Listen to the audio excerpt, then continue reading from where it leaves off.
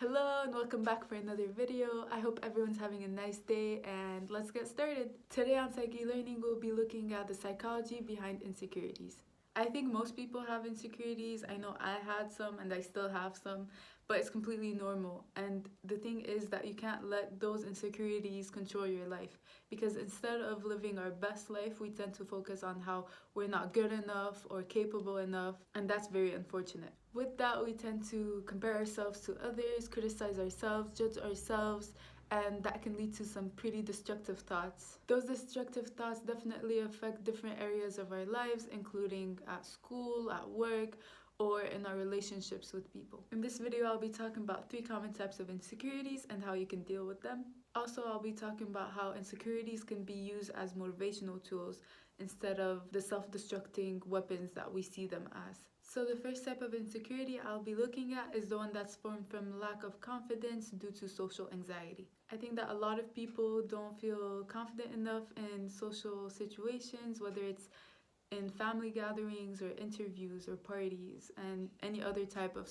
social situation that they're faced with. For me, this is something I definitely struggle with. I think I tend to lack confidence, especially during interviews, because I feel like I'm not what they're looking for, or I'm not qualified enough, or that I'm not saying the right things. And even with making videos, this was one of my goals, to be more confident in front of a camera and not be so self-conscious about what I sound like or what I look like or what I'm saying, and really trying to be as natural and myself as I can be, which is still a process and I'm still working on it, but I do see progress, so I'm happy about that.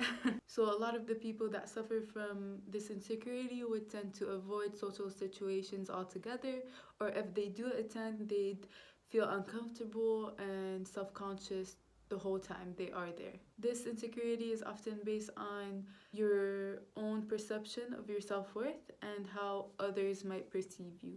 And some people might even cover up this insecurity by acting arrogant or cocky, and this is just to hide the fact that they lack confidence. So now, how to deal with this insecurity is pretty simple.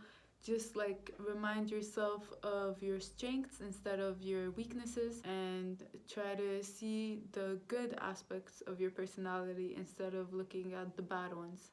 If you're socially anxious, then you should try to prepare some topics that you want to talk about, so that when you're in a social gathering, you can actually have interesting conversations with different people, and that they would be engaged with you as well, and you'll feel a lot more comfortable and confident. Next up, don't avoid social situations. Instead, try to push yourself to go to them, and you'll see that your anxiety will decrease and that you will with time get used to it. Finally, just try to challenge yourself by setting some goals. Like, for example, if you're in a social gathering, just make a goal to talk to 2 people, for example, and then the next time try to talk to 3 people, and so on. Now moving on to the second type of insecurity, which is insecurities that are formed from failure or rejection. Failure and rejection definitely tends to influence your self-esteem, and that goes hand in hand with your confidence levels, and it tends to put you in a negative bubble where you see yourself as negative and you see the things around you as negative. And for some people, failures can be very destructive because they tend to grab onto that failure and relate it to other failures instead of looking at what they succeeded in.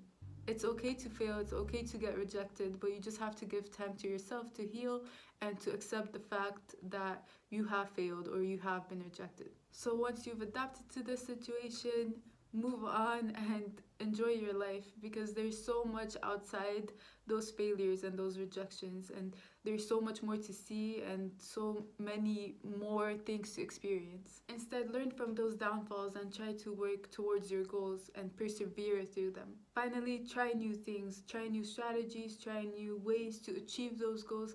If they don't work out, then it's just not meant to be. So just to sum this up, a failure or rejection does not define who you are as a person. The final and third type of insecurity is the insecurities that are driven by high standards. Some people have super high standards and even try to reach perfection, which doesn't always work out. And when they don't reach those standards, it can be very hard for them because they tend to blame themselves constantly and feel worthless and become more and more insecure. And those types of behaviors of feeling worthless or not good enough can lead to depression, anxiety, and even eating disorders.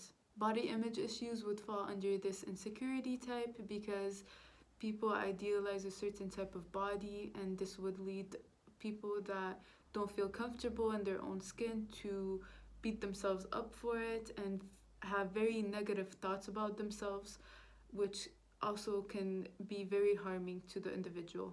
And the thing with this insecurity is that oftentimes the situations are out of hand. So it's not because someone didn't work hard enough or didn't put enough effort.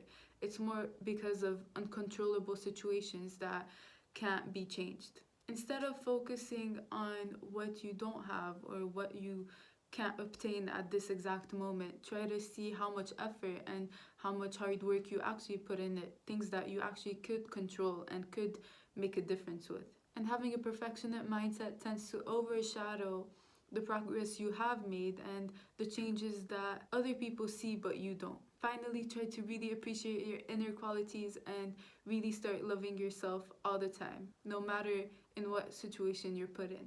Next time you have these thoughts about your insecurities, try to just take a moment and really look at how these are just thoughts and not facts that change your perception about yourself and your capabilities. And use these insecurities as motivations. And once you're thinking about those insecurities, try to challenge those thoughts and stop it. Something that proved to be very helpful is a pretty simple exercise where you just write down what you are. So for example, I am enough, I am beautiful, I am funny. And it could be anything really. And just have it everywhere so that you can remind yourself of what you are and really start to appreciate who you are and start loving yourself. Learn to love and believe in yourself. With that, I hope that you'll confront your insecurities and actually use them to your advantage. As always, thank you for watching. Alexandra will be posting a super cool video on Tuesday, so stay tuned and have a nice day. Bisous!